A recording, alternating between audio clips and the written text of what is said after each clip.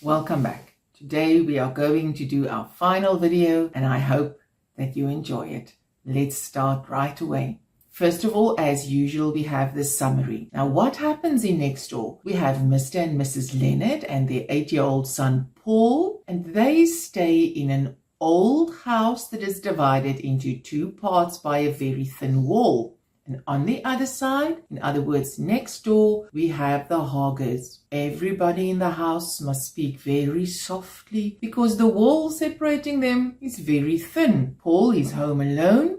Mr. and Mrs. Leonard go out to watch a movie, and Mrs. Leonard leaves emergency numbers in case of, obviously, an emergency. Paul is playing with his microscope, and then he hears the man and woman, Mr. and Mrs. Hager, as he thinks of them, fighting next door. The sound coming from the radio and the couple's voices become loud and unbearable, and because he's only 8 years old, he becomes very nervous and he tries to stop the fight by banging on the wall, but to no avail. They can't even hear him. Paul calls All Night Sam, who is on the radio, busy with a radio program at the moment, and All Night Sam thinks that Paul is the child of the Hagers and he's trying to bring his parents together because All Night Sam hears the Hagers fighting in the background. Now the DJ, All Night Sam, becomes very emotional about Paul's effort to bring his parents together again, and he tells his listeners about the request he has just received to bring a couple back together. They hear the message and the radio goes off next door. Then Paul hears another argument, and this time he can deduce that the woman, Charlotte, is not Mr. Hager's wife. Then he hears a gunshot. He storms out, thinking that he and All Night Sam had helped to kill a man. He meets Charlotte in the hallway, and she offers him a bribe to keep quiet about the incident. A policeman arrives then, and Mr. Hager, miracle of all miracles, appears in his door. Both of them, Mr. Hager and Paul, deny having heard any gunshots. Then, while they are still standing there, Mrs. Hager comes back home in a taxi, thinking that the message she heard on the radio was from Mr. Hager to her. Paul then goes to bed. His parents arrive back from the movies. They find him asleep. They put him in his pajamas, and his mother found the tissues and the money in his pants pocket. He doesn't tell them anything about the incident or the adventure, as his father called it before going off to the movies. Paul will have an adventure, which proves that he has indeed grown up. Now the title, remember, you always have to determine the relevance of the title. One of the level 5 questions we are going to have at the end, they are going to ask you something about a title. It's been asked before in a previous paper, so we're going to discuss that. But at first glance, the story is about the two families living next door to each other. The boy, Paul, from next door, tries to intervene when his neighbors are involved in a fight, and then he has to tell a lie to the police and hide information about what took place next door. Narrator. Point of view, obviously, from which the story is told. It's a third-person narrator because he's an outsider. He's not a character in the story. And the third-person narrator can tell us everything about the character's actions, thoughts, and feelings. The narrator also tells us about what is going on in the background. Now, with this type of narrator, the reader gets to know everything about the writer's intentions. Now, in this story, the narrator mainly focuses on what is going on inside Paul's head, not his parents, not Mr. and Mrs. Hager. Those people and their actions are just described from the outside, while the narrator is inside Paul's head. Now, if you've seen my other videos, you will know about the plot diagram or the Freytag's pyramid. Let's get right into it. How is the story told? Remember, setting is time and place. If time is relevant in the story that you are reading, then you have to mention the time when they ask setting. So, for example, if they give you an extract from next door and they say it is now just after Paul heard the gunshots and he runs outside and he runs into Charlotte and she now threatens him, gives him the bribe money. Now they want to know what is the setting in that specific scene. Then you are going to say it is in the foyer or the front hall of the subdivision that Paul and the Hagers, Paul's family, the Leonards and the Hagers live, And it is just after Paul has heard the gunshots. So remember, always time and place when you describe setting. Now, the story as a whole is set in the subdivided house in which the two families live. Obviously, as we've said a few times now, the Leonards and the Hagers. Please remember that it's very important that you do not misspell the characters' names.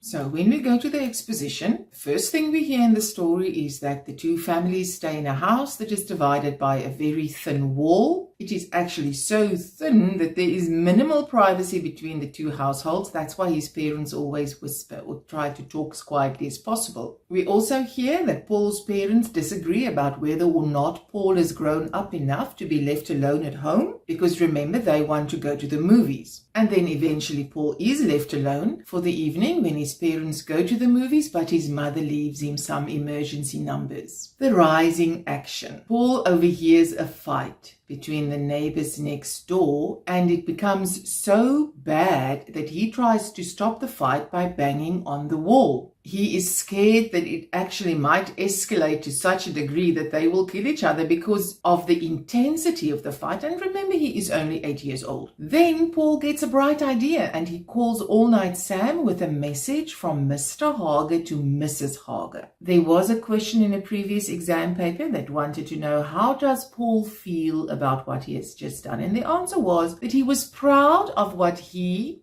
and All Night Sam do, because they are helping a couple from killing each other for all intents and purposes. And the proof of that answer was in this quotation: a lump grew in Paul's throat. So he became quite emotional about it. But then, after hearing the dedication over the radio, it becomes even worse, because then we realize that Charlotte is not his wife, but his mistress. The climax of the story is Paul runs out into the hall when he hears the 3 shots fired. He bumps into a blonde woman, the blonde woman from next door. Her name is Charlotte, he heard through the partition, who threatens him to keep quiet, and she then gives him money mixed in with some tissues. A policeman arrives, knocks at both apartment doors. Falling action is when Mrs. Hager returns home after listening to the message on the radio, and we realize Mr. Hager is not only alive, but his wife is also still around somewhere. The resolution is where Paul's parents return from the movies and they continue to treat Paul differently.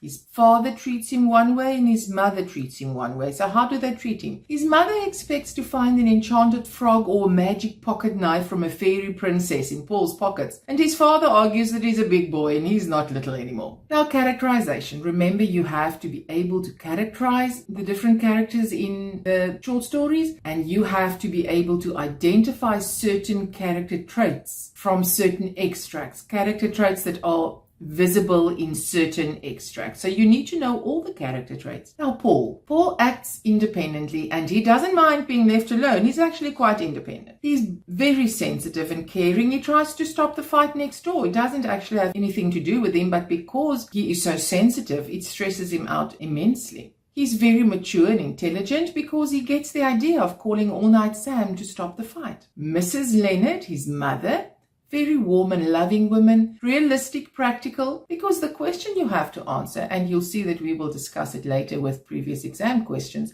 is whether or not Paul, at 8 years old, is big enough to be left alone. Now, she is realistic. She realizes he's not big enough to be left alone, but then she's also practical enough to realize, okay, if he is left alone now, we have to leave him some emergency numbers. And she's very protective over her son. Mr. Leonard, the dad, is firm, is a straight talker. He doesn't hesitate to tell his wife what he thinks. He's also impatient. And Mr. Hager, untrustworthy. Why? Because he cheats on his wife. Scoundrel. He's a liar. He's a cheat. And there was a previous exam question where they wanted to know which character trait can we see when Rose returns. There we can see that he is deceitful or deceptive or dishonest dishonest or pretentious, because when she says, oh, look at the state of this place, you cannot live without a woman, it's clear to me, then he tries to cover up the fact that he's been unfaithful to Rose. He doesn't even try to confess his sins to her. Charlotte, the mistress, very loud woman, aggressive, bossy, manipulative because she threatens Paul to tell a lie. All Night Sam, sensitive and understanding. He's quite overcome with emotion at this wonderful thing that Paul's trying to do, trying to get his parents, quote unquote, together again. He's a kind man, sympathetic, helpful. Now the themes. Remember, they always ask you which theme is evident in these lines in the extract that you get in your exam questions. So let's look at some of the themes. There's the theme of conflict. There's conflict between the Lennards because they cannot agree on how Paul should be treated. Is he a child? Is he an adult? He is only 8 years old, though. Remember that at all times. But then I do hope that you notice that the Lennards handle the conflict better than the Hagers. They don't shout at each other. Even when Mr. Lennard is talking in a perfectly normal voice, his wife says, shh, shh, shh, they can hear us. So they're private people, but they try to interact with each other on a more mature level than the Hagers next door. Then obviously the conflict between Mr. and Mrs. Hager, who have separated, and then the very stormy conflict between Mr. Hager and his mistress Charlotte. They fight very loudly, and this fight takes up much of the story. The whole story is based around this specific conflict. Then there's the theme of appearance versus reality, because in the beginning, Mr. Hager seems to be living with his wife, and he's having an argument with her, but then it is discovered, no, lo and behold, the woman is his mistress. The loss of innocence. Paul appears innocent and naive in the beginning. Appear here does not mean he's pretending to. He is. He is characterized as being innocent and naive, lacking in experience and wisdom. That's what naive means. But he is still wise enough to come up with a plan to call All Night Sam. Then when his parents leave him alone, and this is one of the reasons you can give for why it was not a good idea to leave him alone at home. When he's confronted with the dangers of the adult world, he is still a child. He's an 8-year-old child. Charlotte treats him as a child when he runs into her in the hallway, but he is forced to think and act like an adult. Then Paul plays along with Charlotte's plan and lies to the policeman. He doesn't tell his parents about what has happened either. So in the end, he is not as innocent and naive as he appears at first. Now we go to diction and figures of speech. First of all, we look at similes. What is a simile again? A simile is when something is compared to something else using the words like or as. He is like a tortoise. In other words, his speed is as slow as the speed of a tortoise. One simile in this short story is where Charlotte's appearance is compared to an unmade bed. So if you have to explain it, you will say her unneat appearance is compared to a bed that is not made, with the bedclothes all in disarray. Remember, you have to explain what is being compared to what and why when you have to explain a simile. Now, obviously there are other similes in this short story. It's impossible to discuss all of them, but you do know now how it works, and that's the important point. You can apply your knowledge to another simile in the short story. Alliteration. Alliteration is the repetition of initial consonant sounds. So the music is so loud and they talk about the boom of the bass. So how do you explain it? You will say the repetition of the B sound is used to emphasize the loudness of the music. Metaphor. Now remember, a metaphor is a shortened or contracted simile. You don't compare two things by saying the one is like or as the other one. Now you say the one is the other one. He is a tortoise. Obviously he's not a tortoise. He doesn't look like a tortoise. He doesn't have a shell, 4 legs, a wrinkly little neck. No, but you say he is a tortoise because you are still explaining how slow he is. So one metaphor in the short story is, and then the tidal wave of music drowned everything again. So they don't say the music is like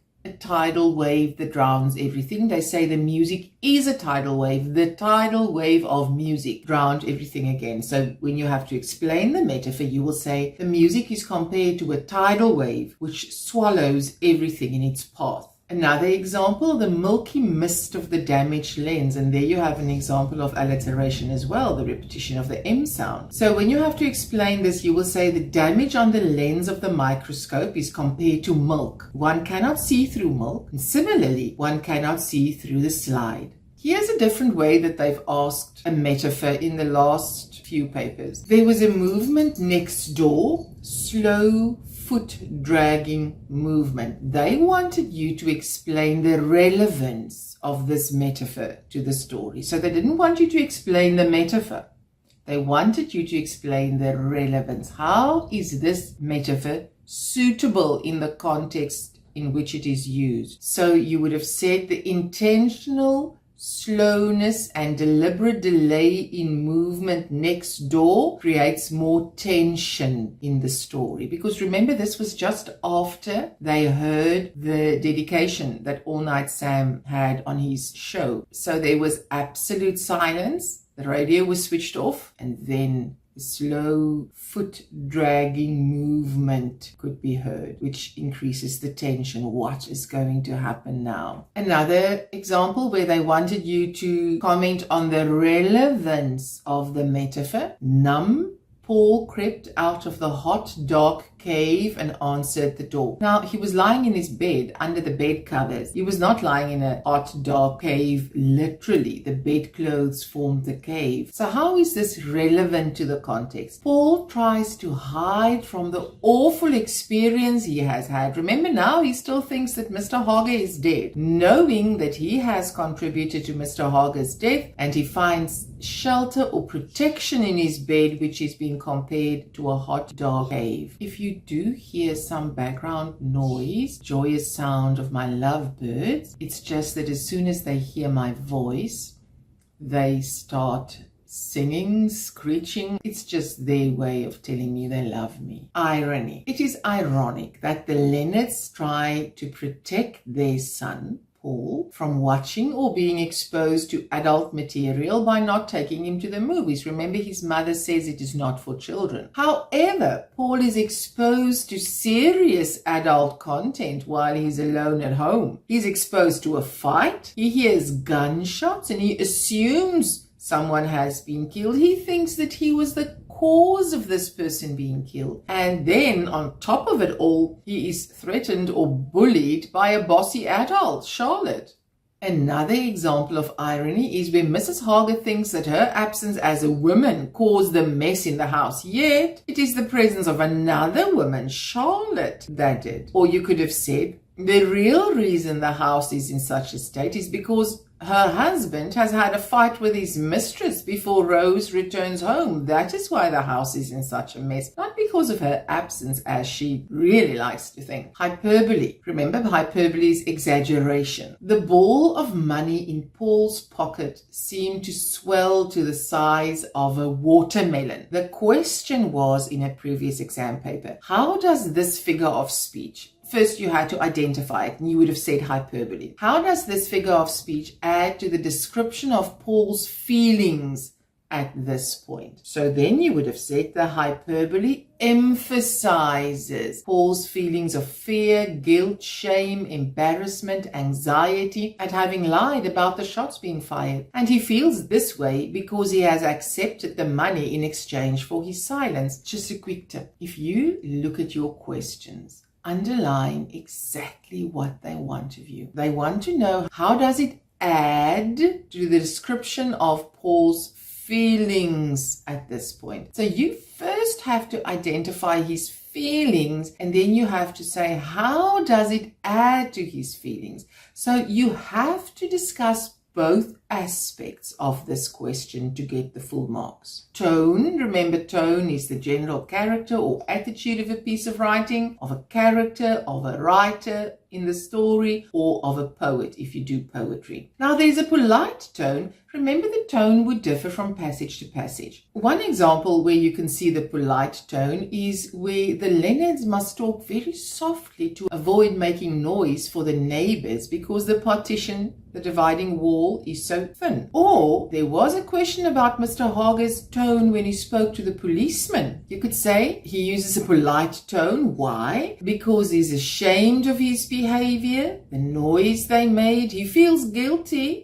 because there was a gunshot fire. He respects the policeman. Other options for the polite tone in that question in the memo were inquiring, anticipatory, pretentious. He's pretending to be innocent and he's not. There's also a harsh tone where Mr. Hager and Charlotte fight. They are very loud, they are very violent, and it is this harsh tone that scares Paul. There's also a firm tone when Mr. Leonard is very firm when he decides that Paul must be allowed to grow up or be left alone at home. He's not a baby anymore, he says. It will be an adventure. There's also a hysterical or a panic-stricken or a fearful tone. And where do we see this? Specifically when the loud music and the aggressively fighting couple overwhelm Paul. He bangs against the dividing wall in an effort to make them listen to him, but they cannot hear him, obviously, above the noise, and he's very frightened because of the argument and the noise and what might possibly happen. Then there's also a celebratory tone where Mrs. Hager thinks that Mr. Hager was desperate to get her back. The mess in the house makes her think that it's due to her absence, hence Mr. Hager's desperation to have her back, which we know is very far from the truth. The mood. Now remember, the mood is the feeling engendered by the tone. So how do we feel when we read words that are written in that specific tone of voice? First of all, there's suspense. The radio next door went off. The world lay still. That is after they heard the dedication that Paul asked All Night Sam to play. So the dead silence after the yelling shifts the tense mood. We become even more tense. We are anticipating what might happen next. Then there's also a somber mood where Paul is lying in his bed, afraid, so scared, not knowing what's going to happen. The mood is somber. Now we are moving to previous questions. They asked, Charlotte's reaction is justified in this story. Discuss your view. Now remember, when you discuss your view, you have to motivate it. This question usually counts 3 marks. So for 3 marks, you have to mention 3 points. So you might have said, yes, her reaction is justified. Then you would have motivated it by saying, she feels betrayed when she hears the dedication by Lemuel. She's furious and hurt. And then Charlotte assumes that he still loves his estranged wife. Why else would he have sent a dedication? And then she decides to let go of Lemuel by first shooting at him. Or you could have said, no, her reaction is not justified. Then you might have said, Charlotte is selfish and impulsive. She shoots at the guy. She doesn't give him a chance to explain because honestly, they have been fighting all the time. When would he have had the chance to phone All Night Sam to send the dedication to his wife? Her bossy nature makes her trigger happy. That's what the memo said. And she's immature as she's controlled by anger. Another question was, what does this extract reveal about the woman? Now the woman is Charlotte. Just after she stormed out and she met Paul in the hallway. She is insensitive. She sees that Paul is shocked but doesn't do anything to comfort him. She's cruel. She grabs him by the arm in order to restrain him. She is dishonest. She offers him a bribe to remain silent about the shooting. Another question. Paul's mother is overprotective. Discuss your view. If you said yes, she is overprotective. You might have said she doesn't want him to watch the adult movie. She repeatedly instructs him to apply certain safety measures. She is concerned that he might look at germs through the microscope. If you said no, she's not overprotective, you would have said Paul's parents leave him alone at night while they go to the movies. So certainly not overprotective. Paul's mother ensures that he knows what to do in the case of an emergency, so she trusts him to act sensibly. She is more amused than concerned when she finds the money in his pocket. Another question. Discuss the suitability of the title of the short story Next Door. They do not want to know the literal meaning of the title Next Door. They want to know, is it a suitable title for this particular short story? So you might have said it is suitable. People never want others to know the real situation in their relationship. When the neighbors had a disagreement, they turned up the volume of the radio so that their screaming voices could be eliminated. When Paul's microscope lens cracked, it symbolized that the relationship next door is also cracked. Interesting. And we may not always know the truth about other people's relationships. Paul thought they were married, and in the meantime, she was his mistress. Or you might have said it's not a suitable title. You could have said the reader experienced the incidents through the eyes of Paul. People should not invade the privacy of others. Interference could only make matters worse. She would not have shot him if Paul had not phoned All Night Sam. And because of prying, you could become a witness in an incident like this, just like Paul did. This is not a level 5 or 4 question. This is actually a level 1 question, because they wanted you to outline the events that lead to Rose returning home. So they are testing whether you know your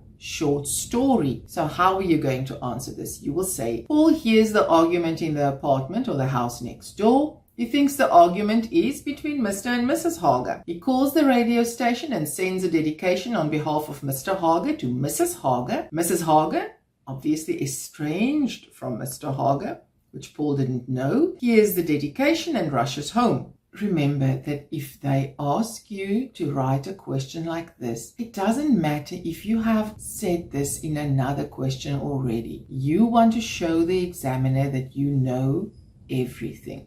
Remember, I said in quite a few videos up to this point that the art of writing this paper is not to see who finishes first. The art is to see who uses the whole 2 hours so that you can write as much as possible, because you are doing this for marks and now it's crunch time. You don't have another chance. It's now or never.